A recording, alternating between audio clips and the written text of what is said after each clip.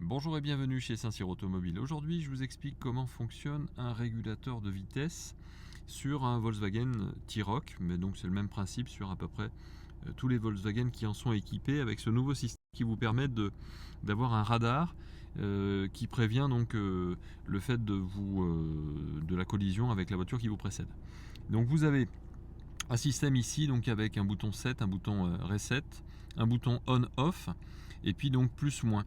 Donc vous allez donc appuyer donc sur le bouton on pour le mettre en route ou le désactiver. Une fois que vous avez fait ça, vous avez sur votre tableau de bord en bas ici donc kilomètre/heure avec une petite voiture et un petit dessin de compteur.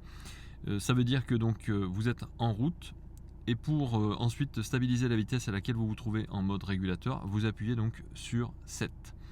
Quand vous appuyez sur 7, vous avez un petit logo donc qui s'affiche et qui vous dit de tenir compte donc de la position du levier Select, parce que là, pour l'instant, on n'est pas en train de rouler.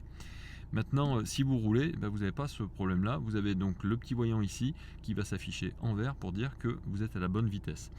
Et ensuite, vous utilisez donc les deux boutons qui sont ici pour régler la vitesse.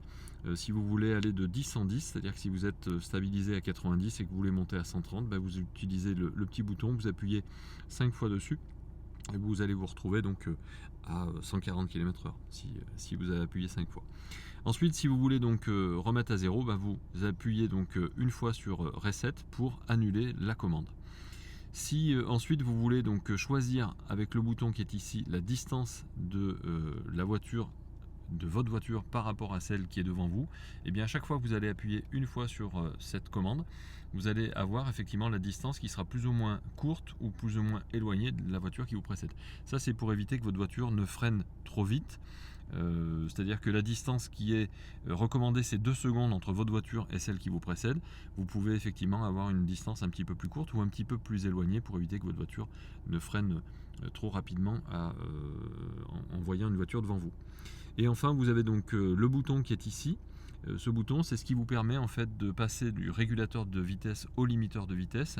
C'est-à-dire que grâce à ça, effectivement, vous allez pouvoir donc valider ou pas le fait de descendre effectivement dans le menu régulateur ou limiteur de vitesse. Donc là, à chaque fois que j'utilise ce bouton, j'appuie sur ce bouton ici pour aller en plus ou aller en moins, et vous avez les km/h qui s'affichent puisque vous n'êtes plus en régulateur mais vous êtes là en limiteur grâce à ce bouton là.